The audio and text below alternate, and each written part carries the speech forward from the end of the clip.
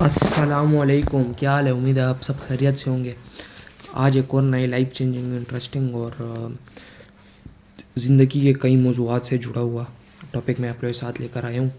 تو میری کوشش یہی ہوتی ہے کہ ایسا ٹاپک لے کر آؤں کہ وہ آپ کی لائف میں امپیکٹ کریٹ کرے، چینج کریٹ کرے۔ تو میں نے اپنا جب چینل یہ بنایا تھا تو اس کی بنیاد یہ رکھی تھی کہ وہ لوگوں کی زندگی میں بدلنے میں کام آئے۔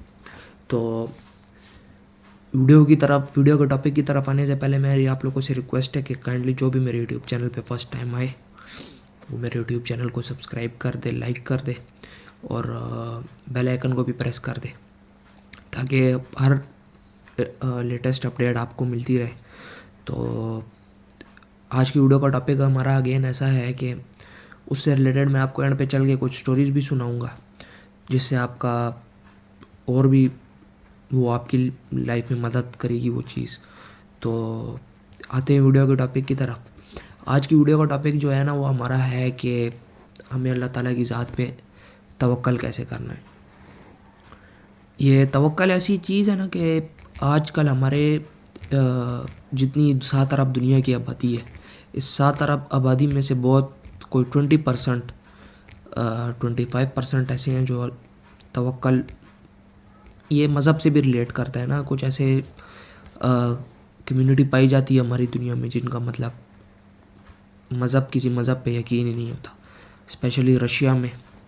تو 25% جو لوگ ہیں جو مسلمان ہیں وہ اس پہ لے کے چلتے ہیں، اور ہر انسان اس پہ مطلب نہ چل کے وہ اپنی زندگی کو اور اپنے آپ کو تباہ کرنے میں وہ کوئی کسر نہیں چھوڑتا۔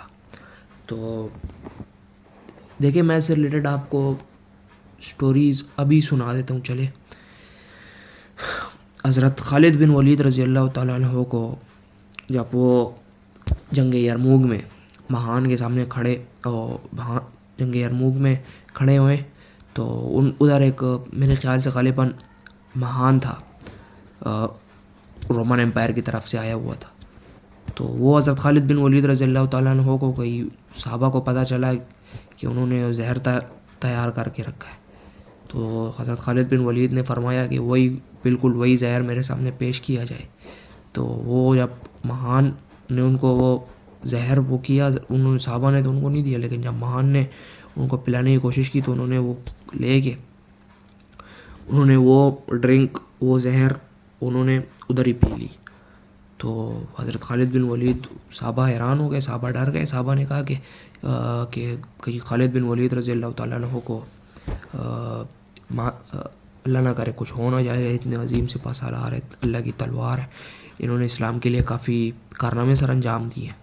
تو ان کو پھر کچھ نہیں ہوا۔ ان کا کیا تھا؟ ان کا اللہ تعالیٰ کی ذات پہ توکل تھا، ان کا اللہ تعالیٰ کی ذات پر پورا یقین تھا، ان کا اللہ تعالیٰ کی ذات پہ یہ یقین تھا کہ کل نفس ذائقۃ الموت، ہر نفس کو موت کا مزہ چکھنا ہے، لیکن جب اللہ تعالیٰ کا حکم ہوگا تو تبھی وہ یہ چیز پوری کر پائیں گے، اور وہ یہ عمل اللہ تعالیٰ کا حکم ہوگا تو تبھی وہ اس دنیا سے جا سکیں گے۔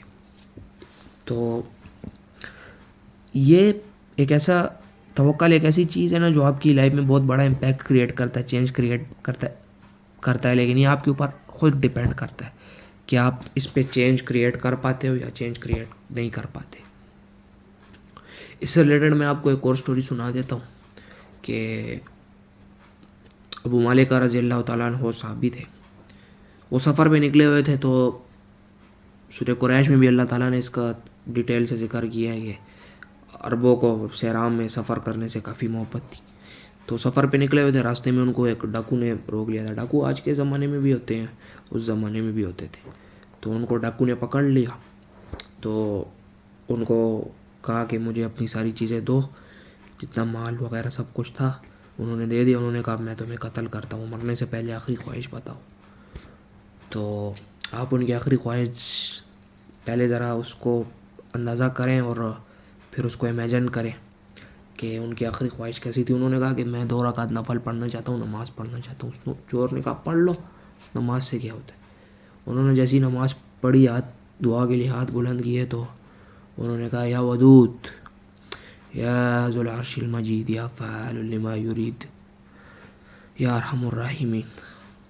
تو جب انہوں نے کہا یا ودود تو ان کو وہ ڈاکو قتل کرنے لگا, تلوار اٹھانے لگا, تو آواز آئی لا تقتل ہو, مت مار. اس ڈاکو نے دائیں دیکھا, بائیں دیکھا, آگے دیکھا, پیچھے دیکھا, کوئی نہیں تھا. انہوں نے جب کہا یا ذو العرش المجید, وہ جب پھر تلوار اٹھا کے ان کو قتل کرنے کی کوشش کر رہا تھا تو پھر لا تقتل کی آواز آئی. تو اس ڈاکو نے دائیں دیکھا, بائیں دیکھا, آگے پیچھے, وہی سیم کام دوبارہ کیا. تو انہوں نے کہا یا ارحم الراحمین. جب انہوں نے کہا تو پھر جب ان کو وہ مارنے لگا تو پھر آواز آئی لا تقتل, مت مارنا. تو جب انہوں نے سنا تو انہوں نے پھر اگنور ادھر ادھر دیکھا. تو پہلے تو انہوں نے اس چور نے کہا کہ ڈاکو نے کہا کہ میں اگنور کر لیتا ہوں, لیکن جب انہوں نے سامنے دیکھا تو ایک شاہ سوار آ رہا تھا گھوڑے پہ بیٹھے, اس کے ہاتھ میں نیزہ تھا. اس نے سامنے آ کے وہ نیزہ اس نے ڈاکو کے سینے میں مارا, اور ڈاکو ادھر ہی گر کے مار گیا, جل کے راکھ ہو گیا. تو ابو مالک رضی اللہ تعالیٰ عنہ نے اس شاہ سوار سے پوچھا تم کون ہو؟ تو انہوں نے کہا کہ میں اللہ کا فرشتہ ہوں. جب تم نے دعا کے لیے ہاتھ اٹھائے تو اللہ تعالیٰ نے فرمایا کہ کون جائے گا اس کی مدد کے لیے. تو جب آپ نے دعا کے لیے ہاتھ اٹھائے تو اللہ تعالیٰ نے فرمایا کہ کون جائے گا اس کی مدد کے لیے.